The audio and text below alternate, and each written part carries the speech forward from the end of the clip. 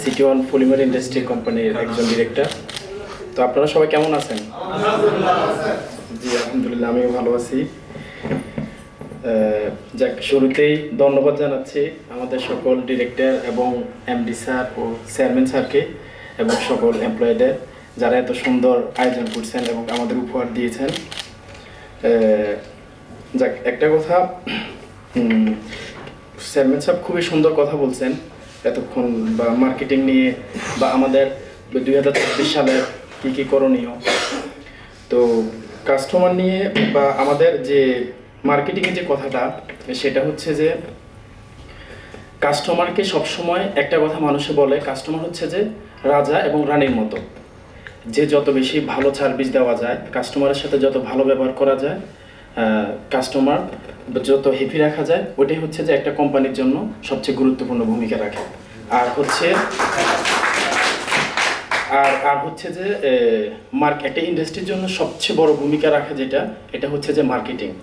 কারণ যতই আপনি ভালো কোয়ালিটি বা যতই আপনি ভালো প্রোডাকশন করেন না কেন, যদি মার্কেটিংয়ের কাজে যদি কোনো দুর্বলতা থাকে, তাহলে আপনি কখনোই সামনে এগোনো সম্ভব না, যেটা আমরা বুঝি। আর দ্বিতীয়ত হচ্ছে যে আপনার কি বলে, কাস্টমারের সাথে আমি ওই দিনও বলছি একটা কথা, যে আন্তরিকতা যেটা মানুষে দেখে, কাজকে কখনো ছোট করে দেখা সম্ভব না।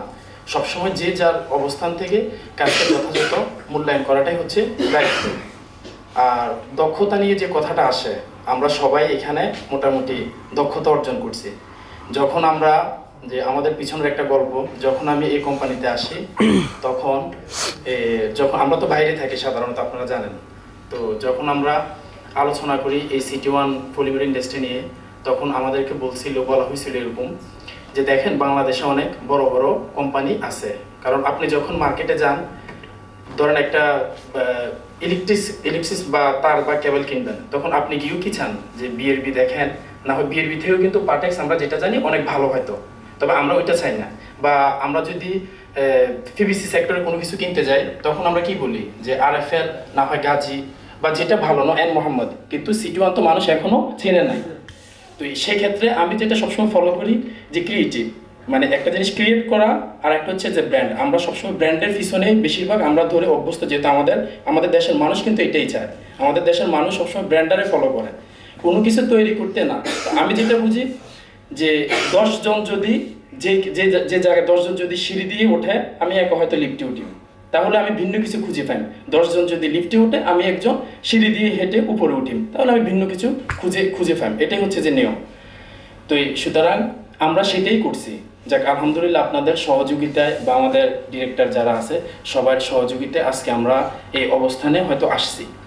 আর দ্বিতীয় কথা হচ্ছে যে দক্ষতা যে জিনিসটা, মানুষের দক্ষতা অর্জন করে কিন্তু মানুষ ব্যর্থ হয়ে। সুতরাং আপনি যখন একটা দোকানে গেছেন, অবশ্যই আপনি ব্যর্থ হয়েছেন, একবারে কিন্তু আপনি প্রোডাক্ট নিয়ে ঢুকতে পারেন নাই। তো সুতরাং আপনি ব্যর্থ হয়েই কিন্তু আপনি আজকে দক্ষতা অর্জন করছেন। এই দক্ষতা একদিন আপনাকে কি উদ্যোক্তা হিসাবে তৈরি করে দিবে। এটাই হচ্ছে যে একটা নিয়ম, আমরা যেটা বুঝি। তো যেটা হচ্ছে যে সবাই মার্কেটিংয়ের ক্ষেত্রে ভালোভাবে ফলো করবেন। আর সমস্যা যেটা মাঝে মাঝে শোনা যায়, সমস্যা কিন্তু যে কোনো সমস্যা কিন্তু সমস্যা না। আমি সবসময় বলি যে আপনি একটা মানুষ পানিতে পড়লে কিন্তু সে মারা যায় না। মারা যায় কখন? যখন সে সাঁতার জানে না। তো সমস্যা, এটা কোনো সমস্যা না, এটা অবশ্যই আপনারা একটা সমাধান আছে সুন্দরভাবে। বা আমাদের এমডি স্যার আছে, চেয়ারম্যান স্যার আছে, ওদের সাথে সবসময় কি কমিউনিকেশন আমাদের ভালো রাখা হচ্ছে একান্ত প্রয়োজন। আমাদের মার্কেটিংয়ে কী চাহিদা বা মার্কেট কী চায়। আর একটা জিনিস সবসময় বলি যে কাজ হচ্ছে নিজের জন্য। কারণ আপনি যে অবস্থানে আছেন, আপনার কাজটাকে আপনি মূল্যায়ন করবেন।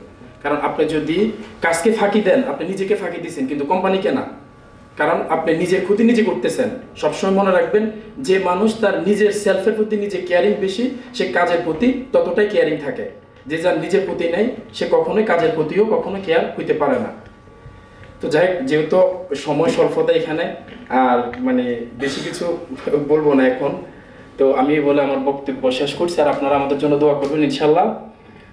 হয়তোবা আমি চলে যাব কিছুদিন পরে, আবার দেখা হবে হতে খুবই শীঘ্রই ইনশাল্লাহ। তো এই বলে আমি আমার বক্তব্য শেষ করছি। আসসালামু আলাইকুম।